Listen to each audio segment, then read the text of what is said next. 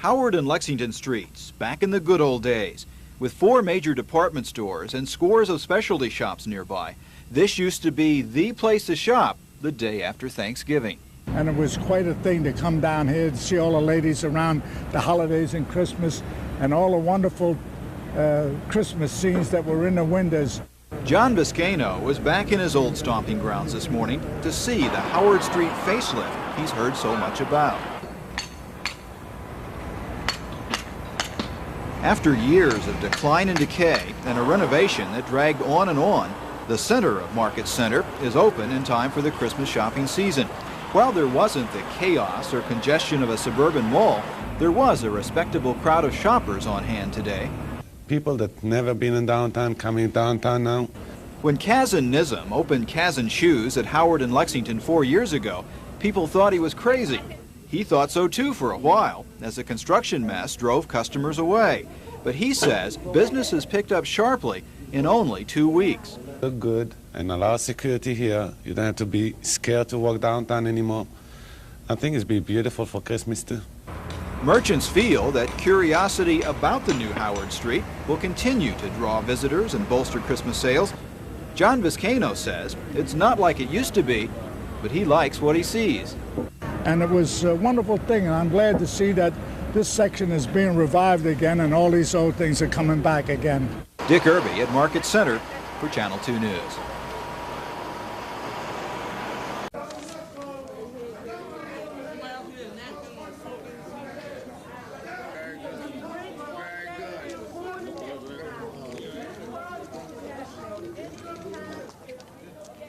We will have our own shop.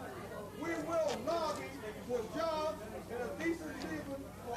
He had these dudes to sit down and say that they would sit there.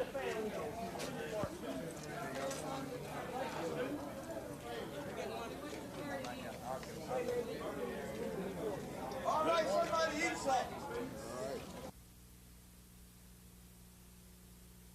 They won't be back until about 8:30. These volunteers are weary tonight. They've fed 200 people today. For a year and a half, they've been working not just on Thanksgiving, but year-round to feed those who drop in needing a hot meal. But this is their last cleanup. This Thanksgiving Day dinner is the last meal that Big Addie will serve from this soup kitchen. She's going to have to give up the soup kitchen, but Big Addie says she's not giving up. Cried today. Big Addie's the lady who runs the Patterson Park Emergency Food Center's soup kitchen. She says the donations keep getting smaller and the hungry crowds keep getting bigger. She's used a lot of her own money for food, but hasn't been able to pay utilities here since March.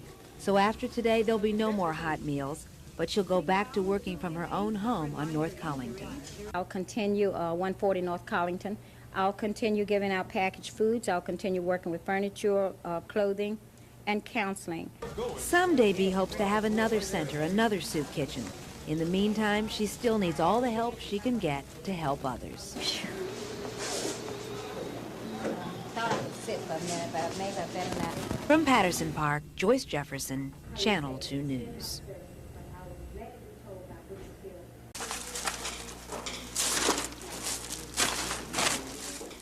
Filled to the brim with food basics and more. Imagine some 500,000 bags like these to help feed the poor and hungry this Thanksgiving.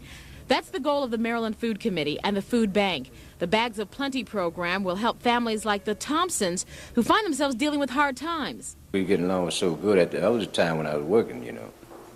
And this is the first time I've been laid off this long in quite some time. Is it depressing? Yeah, it's depressing. Oh, yes. Sometimes it gets to knows you, though. it You know. is. And I feel for so many other people in the world that's sure going is. through what we going through and maybe worse. When you have a helping hand, that is a blessing and a miracle. The Thompsons are getting help from volunteers at St. Wenceslaus Church, and they will be eligible to receive a bag of plenty. Readers of the morning or evening edition of the Baltimore Sun will find a bag for filling. The food donation can be dropped off at any one of 50 Giant stores and a number of fire stations. Channel 2 and WYST Radio are also co-sponsors. Hopefully this Thanksgiving there will be bags of plenty for all who are needy. Beverly Burke, Channel 2 News. Today, Senator Mitchell was in Annapolis filing papers to run for Congress. He called Bobby Cheeks a coward and said he purposely provoked the confrontation. But Mitchell denies he actually swung his fist. Will never be intimidated by a Bob Cheeks or anybody else. And Bob Cheeks and people like that tend to try to bully people into silence. But nobody, my daddy didn't raise no sissy. And I'll handle anybody that wants to come against me. Bobby Cheeks, who is also a candidate for the state Senate, acknowledged the two almost came to blows, but says they are still brothers. I feel that it should have been avoided.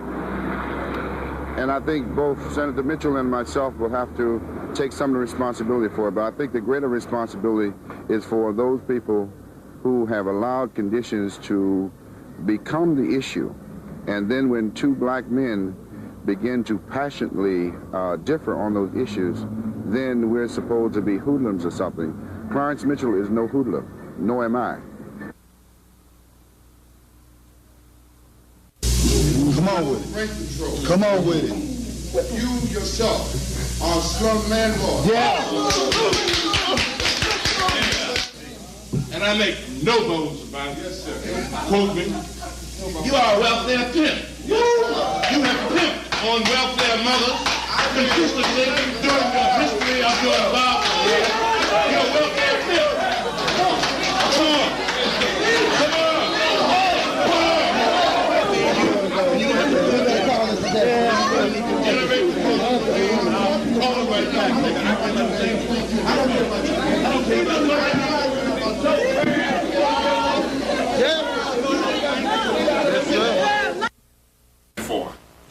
They favor policies which will cause a breakup of the family. There was St. George Cross, the kid who was in affairs to a United States cabinet officer, a member of the is the very foundation on which my advisors and I have studied this district carefully. We've run polls and we have done computer analysis. We've talked to thousands of people. And I know that we can win this election in November.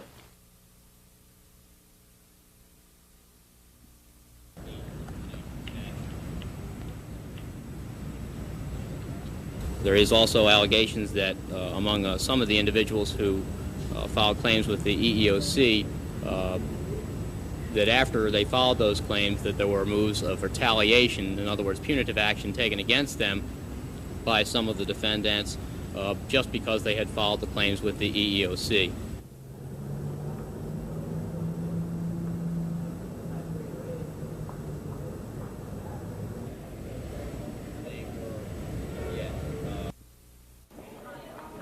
When the NAACP convened in Baltimore 50 years ago, segregation kept the delegates from staying in the city's hotels. Today, they're coming back, registering by the thousands in downtown hotels. There is still work to be done. The convention will take positions on South Africa, affirmative action, problems facing the black family, and so on. The absolute highlight is Sunday night at 7 o'clock when Dr. Benjamin Hooks gives his annual address to the delegates assembled. And on Monday night, when the chairman of the board, Dr. Bill Gibson, gives his address. The convention is also featuring its annual Olympics of the Mind for high school students from around the country. These three are from Baltimore.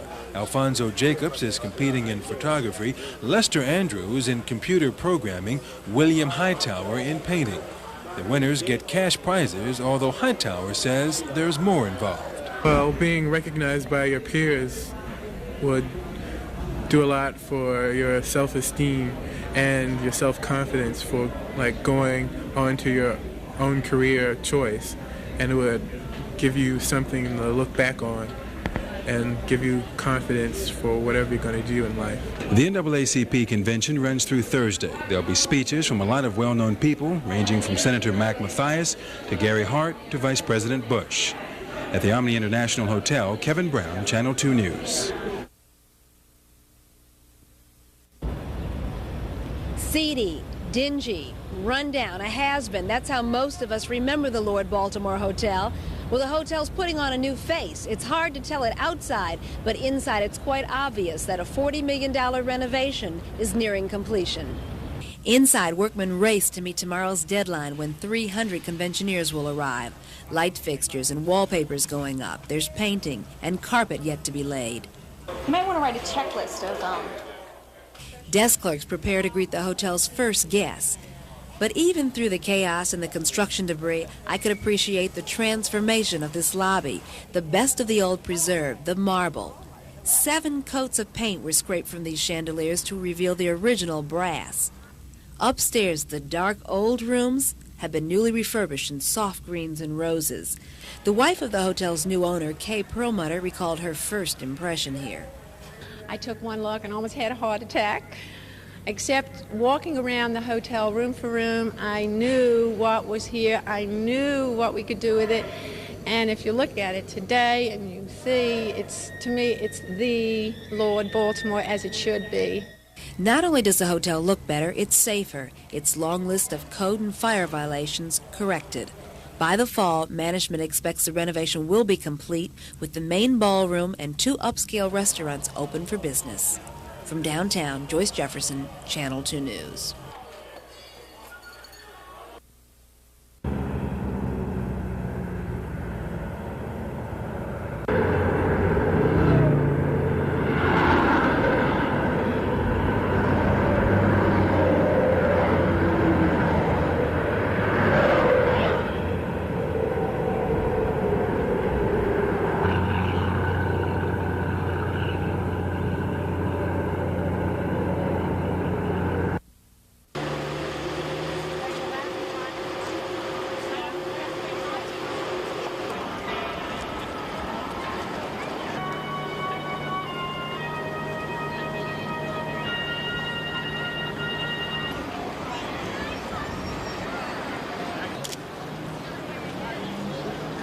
I take pictures of all of them, and I'm very partial to the Indonesian ship because I spent 2.5 years of my life in that country, and it is a very pretty country, and I do remember some of the language, and I just spoke a little to the crew. My brother had pictures when they were here years ago, and I have seen the pictures for so long. It was just a dream to come up here and see them and bring the grandchildren. Now you're here. What do you think? They're fantastic. It is real neat with all the cells and all. You think you'd like to travel on one? I'd love to. I asked one of the sergeants on that about signing an autograph. He said, sure. He wrote, very glad to have you come and see us. He signed his name, Major Sergeant, whatever it was, I don't know. So they were real friendly when you got on? Very friendly, very friendly. Very nice.